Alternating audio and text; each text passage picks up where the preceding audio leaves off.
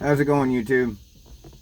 We're back out here in Mighty Mouse, and I want to do a quick video about staging the car, because a lot of you guys haven't ever run on a racetrack. Depending on how your car's set up,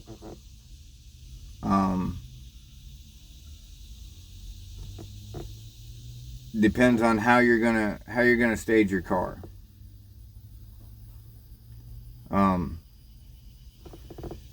Because when you'll be in your staging lanes as you come around.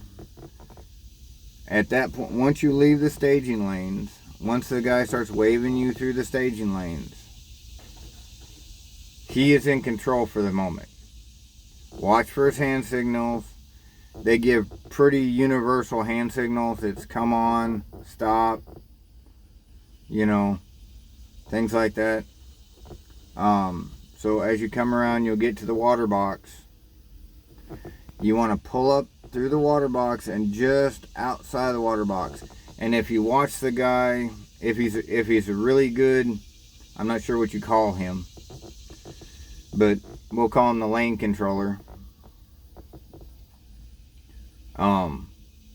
If you watch him, he'll watch your car and kind of tell you when you kind of come up out of the water. When your back tires just break the water.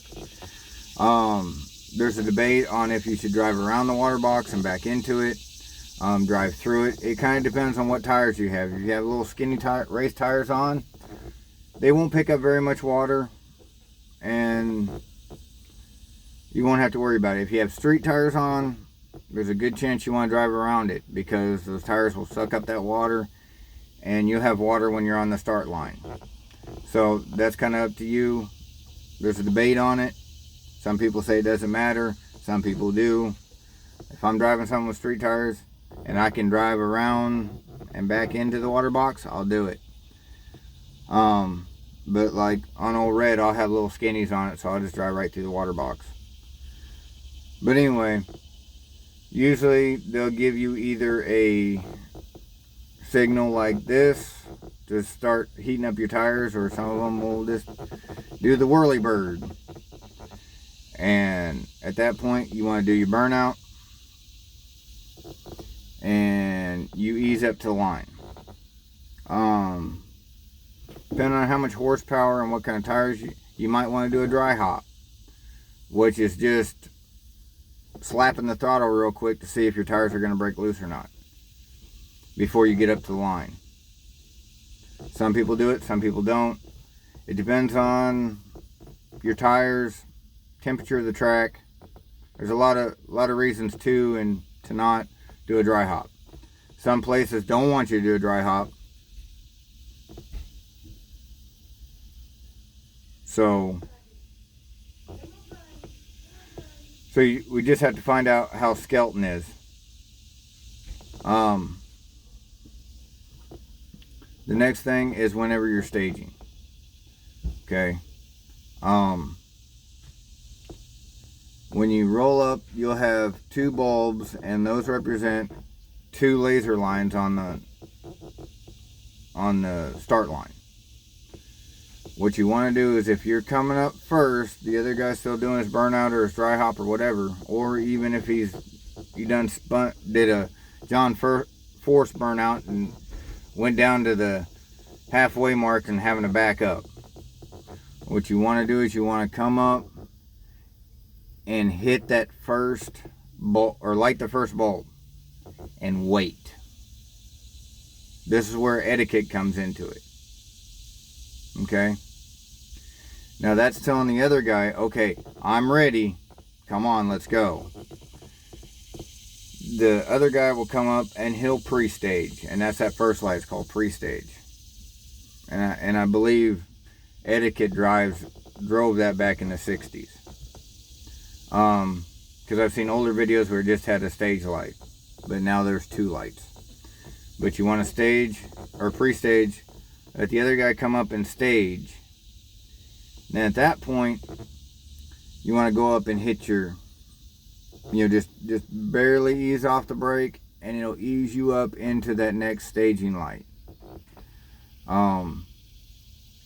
If we're just running for fun and you're not trying to get the perfect time, you can just break the beams wherever. Now, if you're trying to go for a specific time or a world record or whatever, you want a shallow stage. There's a reason for it. Because until that stage light is broken, the clock doesn't start. And that's a trick that a lot of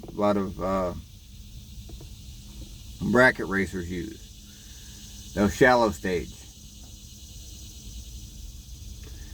So they have more time to get the momentum of the car going before they take off down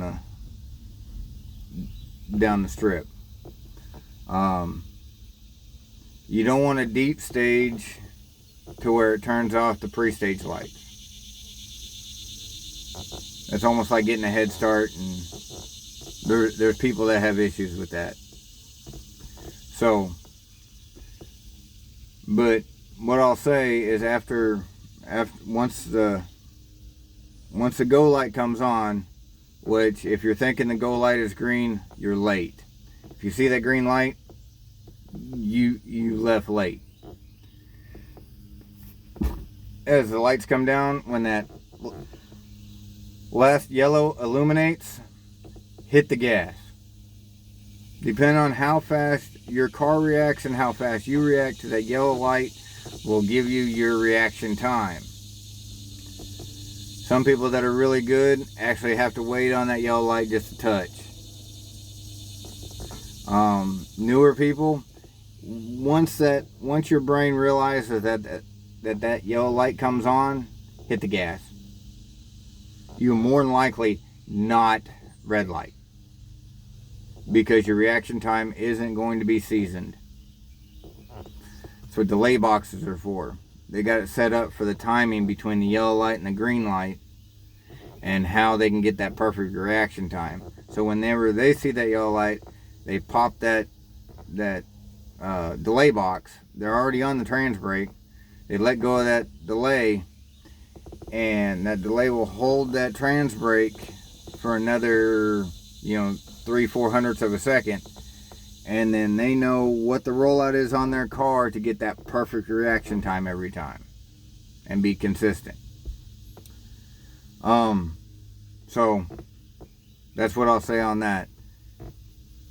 Don't wait for the green. Yellow means go on the drag strip. When you see that last yellow light, hit the gas. You'll be fine. Now, saying that, what you need to do before you get to the track, and I know it sounds kind of stupid, but sit in your car with the engine off. Okay, think about it. Get yourself situated, put your harness on, whatever you want to do. Don't necessarily have to have your helmet on, but if you feel like it, go ahead and do it. Whatever makes you feel warm and fuzzy. Put your hands on the wheel. Grab your shifter. Act like, if you want to block the tires, fine. I do that. I'll block the tires or set the e-brake so the vehicle doesn't move. But I'll actually go through the gears of staging. I'm going to put it down in first gear. I'm going to act like I'm pulling up to the light and watching the guy in the lane directing me. And I'm going to pull up. Okay. Now I'm going to do my burnout, and I'm going to watch my RPMs, wherever my RPMs are. Now, quickly, doing a burnout, you do not want to do a burnout at 9,000 RPMs. You're going to overheat your tires. Depending on what kind of tires you have, you're going to want to do a short burnout or a long burnout. And we can do another video on that. But pretend you're doing a burnout. Now, on a Chrysler, if some of you new guys to Chrysler, if you don't know, if you're doing a burnout, I've heard this from a lot of old guys. I've never actually had it happen to me, but I've never done it either. before you let off the gas, you want to hit second gear. It can tear up the planetary gear somehow. Maybe somebody like Uncle Tony could really explain it to me, but I don't know how. I don't know how it would, but I don't know how to explain it. But everybody's always said, put that thing in second before you let off the gas. It's another one of those things, maybe, maybe not. Who knows? But then you want to pull up. You want to pretend like you're looking at the lights. You want to sit there. Okay, are you going to foot brake? You have a trans brake. How you gonna set up and go through these motions, waiting for the other guy, waiting for the light to come down? How you gonna take off? How you gonna leave? What are you gonna do after you leave? What are you gonna do if the car spins the tires? Okay. Are you just gonna jump off the gas, or are you gonna modulate the gas? Because you don't want to just bump off it. Cars do funky things when you're giving it all that pressure and then ripping it off. Cars do funky stuff. They're a machine. They don't understand. So you have to make sure you can modulate that throttle a little bit. Get those tires to stick and hit it again. So that's all I'm going to say on how to set up for running. And I can do another video on, and that I can probably do a short on that one, on how to do a burnout with what tire you're running. What kind of temperature you want on your tire. So we'll get into that later. So y'all have a good one. It's getting hot out here. And I'll holler at y'all later. Take it easy, guys.